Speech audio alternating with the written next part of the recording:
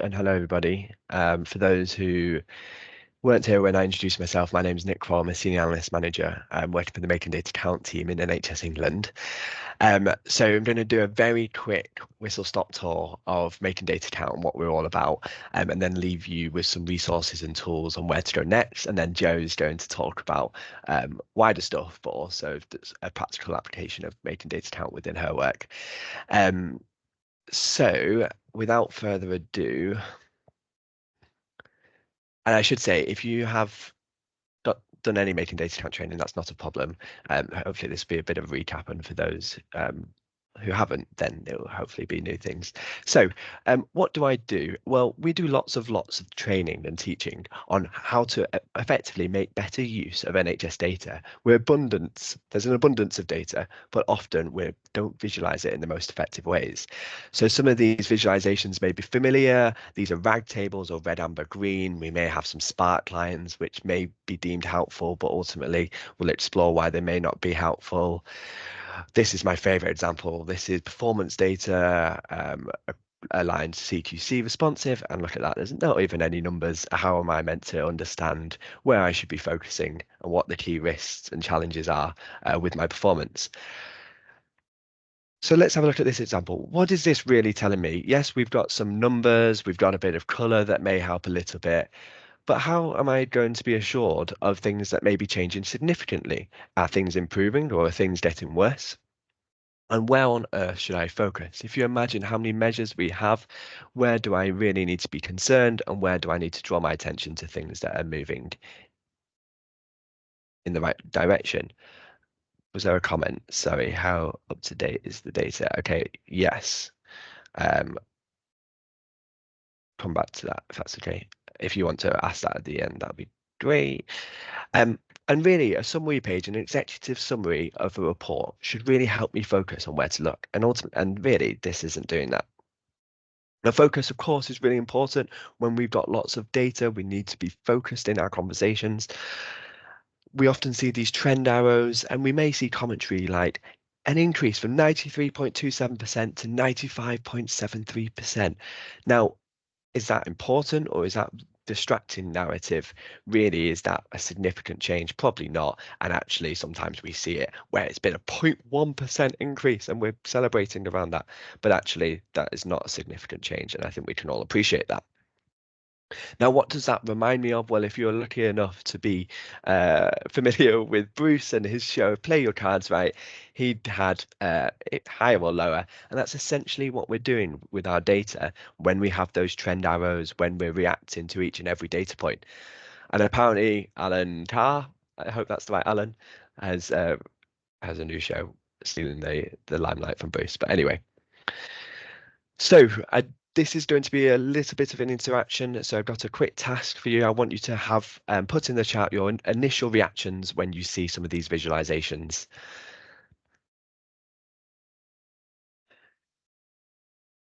Indeed.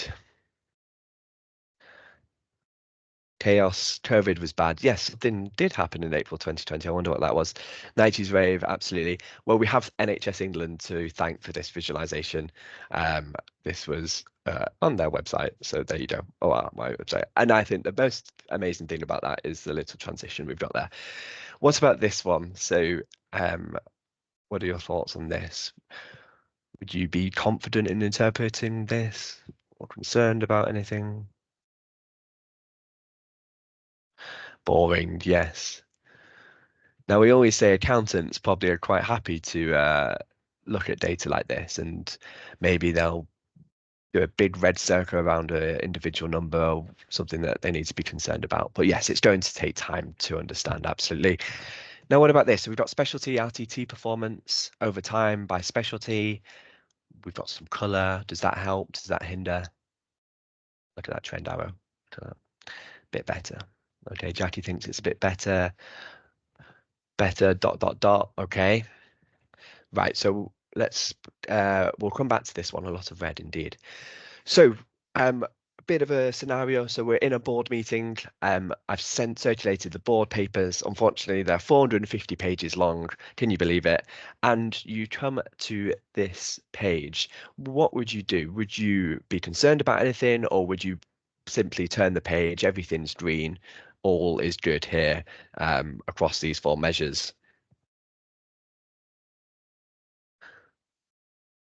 What would you do? So I will tell you what I would do. I would turn the page, looks green, but actually not good. I haven't got time to look at all the numbers. It's 350 pages of performance. I'm going to turn the page. Now, I'm chairing the board meeting now. I had a big promotion to chair of the trust. Can you believe it? And I have unfortunately been a bad chair, and we've only got time to discuss one of these charts. And I've asked you all, what chart do we want to discuss? So what chart leaps out to you that may be a potential interesting data series?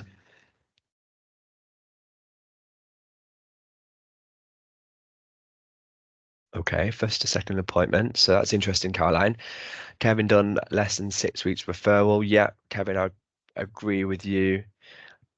Less than 6 weeks, like it, chart 2 and 3. Okay, so there's a couple of different things, but to me, the bottom left-hand chart really jumps out to me. I can see that there's something going on with that data, and the colours potentially alerting me to something. And perhaps even if I don't have SBC knowledge, which is what we're going to be discussing today, statistical process control, this may help. This may alert us to something.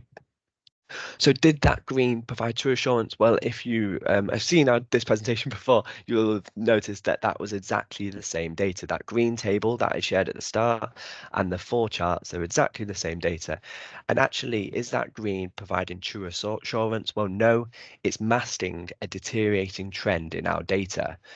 And we've only just hit the target here in this month of October 2022. And perhaps if this trend continues, we're eventually, one of those greens is going to turn red. We're all going to go a bit crazy with action plans. You may get a call from NHS England to say, why have you missed your 6-week referral?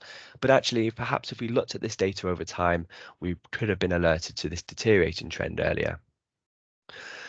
So let's go back to this RAG table that we saw at the start. So a lot of you said it was better and a bit more helpful, but let's have a look at some specific examples. So this is general surgery. So this all looks pretty bad, doesn't it? We've got everything's red. We've got this downward trend arrow, meaning the latest data was worse than the previous month's data. Maybe I'm concerned about this. So that may be our conclusion, but if we plot it over time and in a statistical process control chart, without knowing anything, we can see that we've got actually a run of lovely improvement. And these blue dots are alerting us to an improving trend. And immediately, this is a very different conversation we're going to have from general surgery. We've gone from missing the target and getting worse to improvement and on their way to achieving the 92% standard.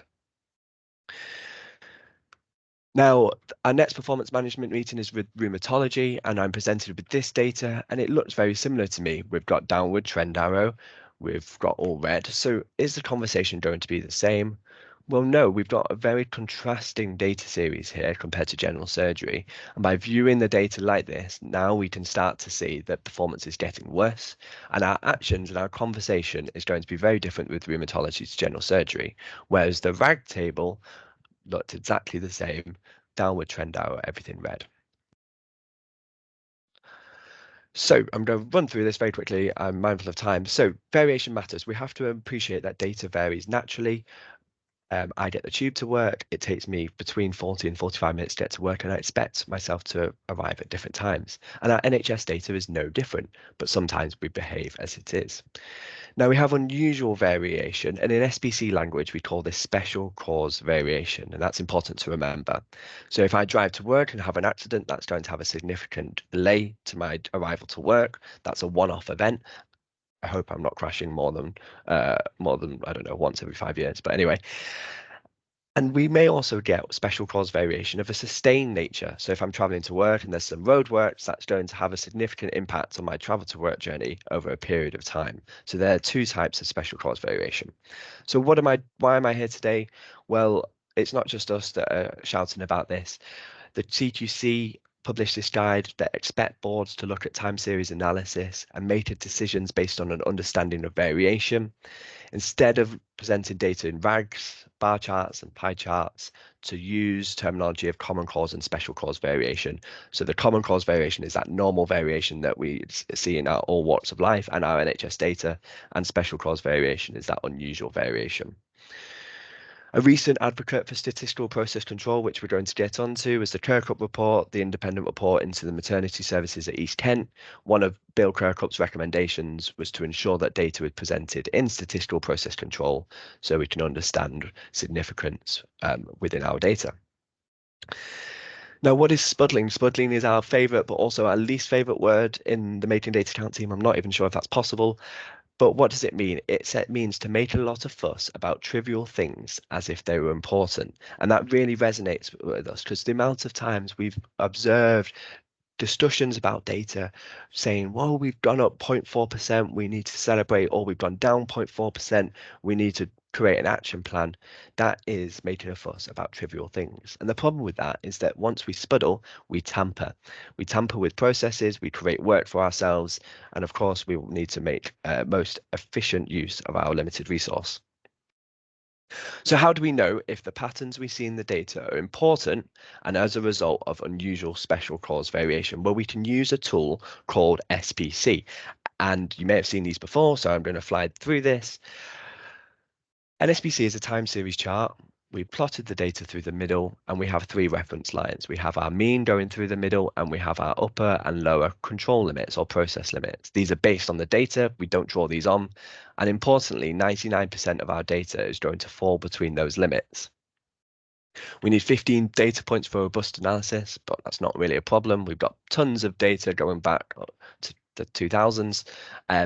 This could be monthly data or weekly data. And we also apply some rules. So we've created our SPC chart, and then we're going to apply some rules that are going to help us determine whether our current performance is as a result of normal variation. It's just plodding along nice and randomly, or if it's a result of special cause variation, and that would mean that a significant change has occurred. So we apply these 4 rules. You don't need to necessarily know the rules, but you can do. There's single point outside the process limit, 2 out of 3 close to a process limit, and then we have a shift of consecutive points and a run of consecutive points, and we usually use 6 or 7 for these 2 rules. Now you'll also notice that we have blue and orange dots, so you would have seen these in the charts before. We do this to help you alert to when a process is changing significantly and not having to count 1, 2, 3, 4, 5, 6, 7, because no one has the time to do that. If you see blue dots, that's special cause improvement. So something good is happening in our process. And if you see orange points, that's special cause concern. Something is going wrong in our process or deteriorating, and we need to ideally understand that and do something about it. So the Making Data Count world, you may have seen these charts before. These are used very extensively in the NHS now. We've trained over 33,000 people in this concept. So it's really taking off. And we've got this colouring convention that has been used a lot: blue for improvement, orange for concern, and we've recently added in purple, which you'll have to attend even more training to find out what that's for. And of course, if we have 1,000 measures, we cannot be expected to look at 1,000 SPC charts or even 100 SPC charts. We don't have the ability to do that all the time. So we have some wonderful summary icons which are going to help us determine what the outputs of those charts are in a nice executive summary page where we can see which measures are changing and which are staying the same. So here are some examples of some data where we have our icons next to the charts. So you can see for the measures that are deteriorating, we've got completed appraisals here and vacancy rate. We have an orange icon, and for diagnostic weights and don't know what this is, I can't read it, children and young people seen within 26 weeks, we've got this improving trend, and that's where we would get the blue icon. And this is where we have common cause variation. Data is fluctuating naturally. Nothing is significantly changing. And this is where we get this orange icon. Sorry, grey icon. I'm talking rubbish. Now, of course, this doesn't mean that everything is okay. We may be in common cause variation, but significantly below our acceptable level or even our target.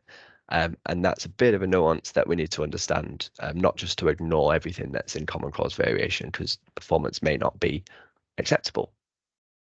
And this is where we use SBC for assurance. So we have lots of targets in the NHS, whether we like it or not, and we can use SBC to allow us to understand the level of assurance we can give ourselves against a specific target.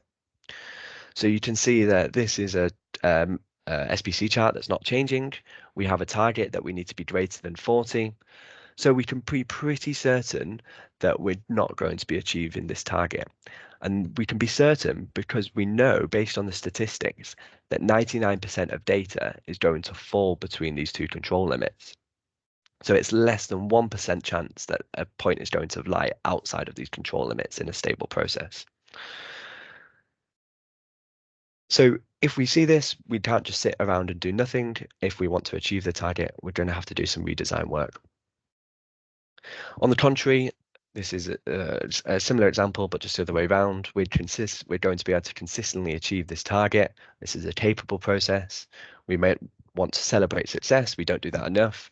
See if we can share best practice across our divisions, our teams, our trusts. And someone who is always striving for excellence may say, well, this target is not ambitious enough. We need to raise the target. And finally, this one's a bit more complicated, but very important because very common. So this is where our data runs through and our average line runs through the target, and it's very close to the target. And I want you to imagine that you put this on a rag table. On a rag table, this first point would be green, then it would be red, then green, then red, then green, then red, red, red, red, red, then back to green. And if you think about if you were presented with that data, what would your reactions be to each green and red? Would it be great, success, bad, we've missed it? But actually, based on our understanding of variation, we know that this variation is due to almost certainly random variation, data fluctuating naturally as a result of a combination of everything, really. So we need to be a great way to present data like this because we're preventing that spuddling, that overreaction of data where we react to the reds, to the greens every single month, wasting time and wasting our resources. And we call this an unreliable process flip-flopping. Beware of spuddling. So two uses of SBC, we've got a quality improvement approach, answering that question of how we know change is an improvement, and also more recently for assurance purposes. So how likely we're going to be achieving that target. I didn't know I could draw on the screen. How exciting. So did our changes work? This is our favorite SBC chart. We can see that they've used SBC to evidence improvement in a reduction of length of stay across their frailty unit. Both the mean but also the variability is reduced, so we can be more certain the range of length of stays our patients are going to be in hospital for. It's not always going to work, our improvement efforts, and this is, whilst an equally nice SBC chart, it shows that our interventions, these annotated points, have not had an impact on the number of falls per 1,000 bed days. So we have to reflect on this, ask ourselves questions: were these interventions correct? Did we implement them properly? And are there any other factors we should consider? So Joe, in a minute, is going to show you some great examples of triangulated measures, I hope, combining measures and SBC charts to really tell the story of the data. So we can see in these charts which measures are staying the same.